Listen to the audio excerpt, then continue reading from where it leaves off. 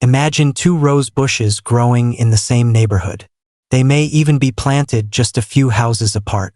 One is covered with healthy green leaves and colorful blooms. The other looks thin, tired, and produces only a few flowers. Many people assume the healthier rose simply receives more fertilizer or more attention.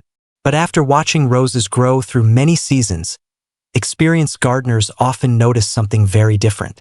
Small habits, repeated over weeks and months, often make a much bigger difference than dramatic changes.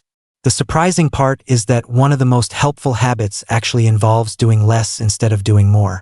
We'll come back to that a little later because it often changes the way people think about rose care. If your roses are not growing the way you hoped, you're not doing anything wrong.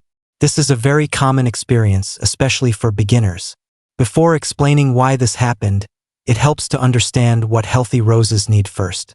When people admire beautiful roses, they usually notice the flowers. The plant, however, begins its success below the soil. Healthy roots quietly support everything you see above the ground. They collect water, absorb nutrients, and anchor the plant through changing weather. If the roots are weak, the leaves may stay small, the stems may remain thin, and blooming often slows down. This is why patience matters in the early stages of growth. Strong roots take time to develop, but they reward that patience with healthier plants later. Instead of checking only for flowers, try looking for signs of steady growth. Fresh green leaves, stronger stems, and small new shoots often tell you that the roots are doing their job. These changes may seem slow, but they usually appear before larger blooms arrive. A rose that is quietly building a healthy root system is preparing for future growth, even if it doesn't look impressive today. But even strong roots can struggle if something happening above the soil is working against the plant. Many gardeners believe that the more sunlight a rose receives, the faster it will grow. While roses do enjoy sunlight, the timing of that light can make an important difference. Morning sunshine is usually gentle.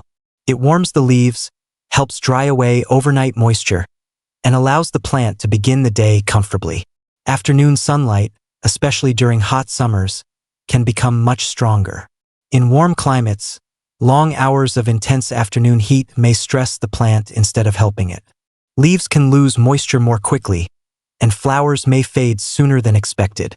In cooler regions, roses often welcome more sunlight because temperatures stay comfortable throughout the day. This is why there is no single rule that works everywhere. Instead of counting hours of sunlight, spend a little time observing how your rose responds. Does it look fresh in the morning but tired later in the afternoon? Does it continue growing steadily throughout the season? The plant often gives gentle clues if we take the time to notice them. But sunlight is not the biggest misunderstanding many gardeners face. One of the most common mistakes involves watering. When a rose looks weak, many people naturally reach for the watering can. Feels like the right thing to do. Yet slow-growing roses are often not suffering from too little water. In many cases, they are receiving too much. Roots need both water and air. When the soil stays wet all the time, those roots have difficulty breathing. Instead of growing deeper into the soil, they remain near the surface where conditions are less stable. Deep watering encourages roots to travel downward, searching for moisture. This creates stronger, more resilient plants over time. A simple way to check is with your finger. Gently press it into the soil a few inches deep. If the soil still feels moist, the rose may not need more water yet. Rainfall also matters. After a good rain, nature has often done the work for you. If you've been watering every day because you wanted to help your roses grow, you're certainly not alone. Many gardeners have done exactly the same thing. Sometimes the kindest thing we can do is allow the soil to dry slightly before watering again. Now we come to the surprising idea mentioned earlier. Sometimes doing less really does help roses grow more. It sounds backward at first because caring for plants often feels like something we should do every day.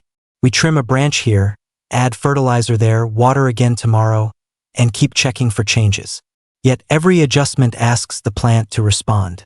Roses, like many living things, also need quiet periods to recover and continue growing naturally. Too much feeding can encourage weak growth. Too much pruning can remove healthy stems before they have finished their work. Too much watering can slow root development. Even constant checking and changing can interrupt the steady rhythm that healthy plants prefer. Many experienced gardeners notice something interesting after they stop making daily changes. New shoots begin appearing. Leaves become stronger. The plant seems more balanced. This isn't because of magic or luck. It happens because the rose finally has time to focus on growing instead of constantly adapting to new conditions. Care is still important, but thoughtful care often works better than frequent care. Another quiet factor is something people rarely notice until problems appear. Roses enjoy fresh, moving air. When plants become crowded together, humidity can remain trapped around the leaves for longer periods. Damp leaves create better conditions for some common plant diseases. Good air movement helps leaves dry naturally after rain or morning dew. It also allows the plant to stay healthier throughout the growing season. If your roses seem crowded by nearby shrubs or other flowers, you may not need to make large changes. Sometimes removing a few small branches or gently creating a little extra space is enough to improve airflow. There is no need for heavy pruning all at once. Large cuts can place unnecessary stress on the plant, especially during warm weather. Small improvements made gradually are often easier for both the gardener and the rose.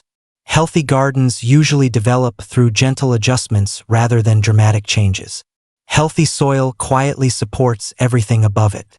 We often focus on feeding the rose itself, but the soil is where the real work begins. Good soil holds moisture while still allowing excess water to drain away. It provides tiny spaces where helpful living organisms can do their job.